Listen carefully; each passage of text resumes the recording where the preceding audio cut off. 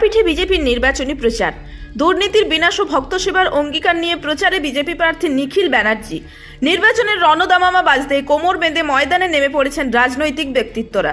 শনিবার বীরভূম জেলার হাসন বিধানসভা কেন্দ্রের অন্তর্গত পুণ্যভূমি তারাপীঠে জোর কদমে নির্বাচনী প্রচার সারলেন ভারতীয় জনতা পার্টির প্রার্থী নিখিল ব্যানার্জি। এই দিন তারাপীঠের অলিগলিতে ঘুরে সাধারণ মানুষের সঙ্গে জনসংযোগের পাশাপাশি একগুচ্ছ প্রতিশ্রুতির কথা শোনালেন তিনি। এদিন সকাল থেকে দলীয় কর্মীদের সঙ্গে নিয়ে তারাপীঠের বিভিন্ন পাড়ায় পাড়ায় ঘোরেন নিখিল ব্যানার্জি। স্থানীয় বাসিন্দাদের অভাব অভিযোগ শোনার পাশাপাশি তিনি এলাকার প্রবীণদের আশীর্বাদ গ্রহণ করেন। প্রচার চলাকালীন দেখা যায় এক অভূতপূর্ব দৃশ্য। কেবল স্থানীয় মানুষই নন, তারাপীঠ মন্দিরে পুজো দিতে আসা দূর দূরান্তের বহু ভক্ত স্বতঃস্ফূর্তভাবে তার এই কর্মসূচিতে সামিল হন। প্রচার চলাকালীন সংবাদ মাধ্যমের মুখোমুখি হয়ে নিখিল ব্যানার্জি বর্তমান সরকারের তীব্র সমালোচনা করেন। তার বক্তব্য, রাজ্যের বর্তমান দুর্নীতিগ্রস্ত সরকারকে সরিয়ে স্বচ্ছ প্রশাসন গোপাড়ার ডাক দেন তিনি। তারাপীঠ একটি আন্তর্জাতিক মানের তীর্থক্ষেত্র।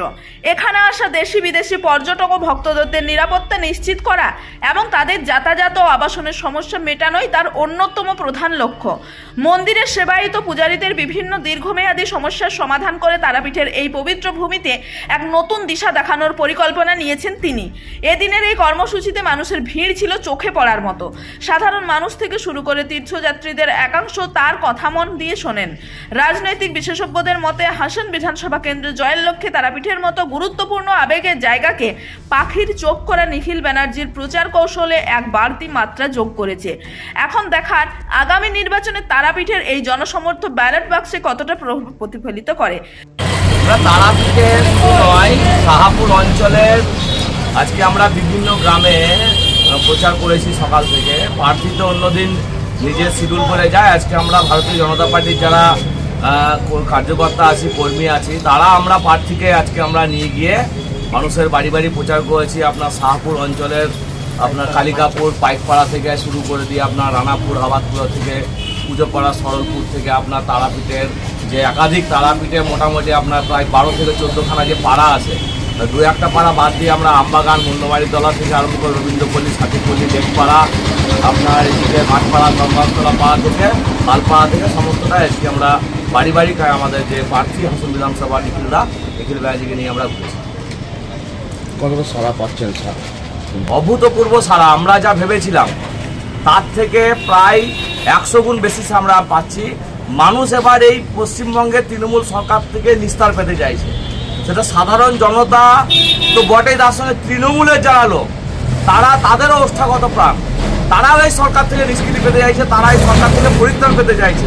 তাদের কাছে পশ্চিমবঙ্গের মানে বিধানসভা, আমাদের বিধানসভা সহ গোটা পশ্চিমবঙ্গের মানুষের কাছে একমাত্র নির্ভরযোগ্য জায়গা এখন হচ্ছে ভারতীয় জনতা পার্টি। তারা বিকল্প হিসাবে বেছে নিয়েছে। গোটা বীরভূম পশ্চিমবঙ্গের সঙ্গে যেমন বীরভূম জেলায় পরিবর্তন হবে, বীরভূম জেলার সঙ্গে সঙ্গে হাসন বিধানসভার পরিবর্তন হবে। এই সারা আমরা মানুষের কাছ থেকে পাচ্ছি। সর্বধর্মের, সর্ববর্মের, সর্বশ্রেণীর মানুষের কাছ থেকে এই সারা পাচ্ছি। শাসক দলের কাজল শেখকে কতটা ভোটে পরাজিত করবেন আপনার কোন ছাত্র হিসেবে? আমরা 50 থেকে 60 হাজার ভোটে কাজল শেখকে পরাজিত করব। কারণ কাজল শেখ এসছে বাইরে থেকে, হতে পারে বীরভূম জেলা, কিন্তু তিনি এই বিধানসভার কোনো গ্রাম চেনেন না। তিনি কোনো গ্রামের কথা বাদ দিন, কাজল শেখ যে তৃণমূলের প্রার্থী হাসন বিধানসভা থেকে, তৃণমূলের যারা ওদের কর্মী তাদেরকে চেনে না, নেতাকে চেনে না। কাজল শেখ এই বিধানসভা কটা অঞ্চলের নাম জানে, গ্রামের কথা বাদ দিন। মানুষ যাকে, যে মানুষটা এই বিধানসভা সম্বন্ধে ওয়াকিবহল নয়, কেন এই বিধানসভা মানুষ তাকে ভোট দেবে? চুরি চামারি লুটমার জানে তো, চুরি চামারি লুটমার করার জন্য আগামী দিনে ভোট দেবে না মানুষ। মানুষ পশ্চিমবঙ্গে বা হাসন বিধানসভায় উন্নতি চাইছে, স্বচ্ছ প্রশাসন চাইছে, মহিলাদের নিরাপত্তা চাইছে। এই জন্য মানুষ বিজেপির সঙ্গে আছে। আমরা 50 থেকে 60 হাজার ভোটে কাজল শেখকে পরাজিত করব। এর আগেও নতুন মুখ নিয়ে এসেছিল অশোক রাজি, তিনি কোনো কাজ করেননি, আবার নতুন মুখ নিয়ে এলো, কি বলবেন? মানুষ এটা বুঝতে পারছে তো, যাকে নিয়ে এসেছিল তিনিও অন্য বিধানসভা থেকে বিলং করতো, তিনিও সেই কাজগুলো মানুষের বিশ্বাস আস্থা অর্জন তৃণমূল কংগ্রেসের যিনি বিধায়ক ছিলেন তিনি করতে পারেননি। তাই মানুষ এটা এবার বুঝতে পেরেছে, মানুষ নিজের ভুল বুঝতে পেরেছে। এবং আপনাকে বলছি যে দলমত নির্বিশেষে মানুষ নিখিল ব্যানার্জিকে চাইছে। এই তারাপীঠ থেকে উদয় মজুমদারের রিপোর্ট, রূপসী বাংলা মিডিয়া। আপনারা দেখছেন রূপসী বাংলা মিডিয়া।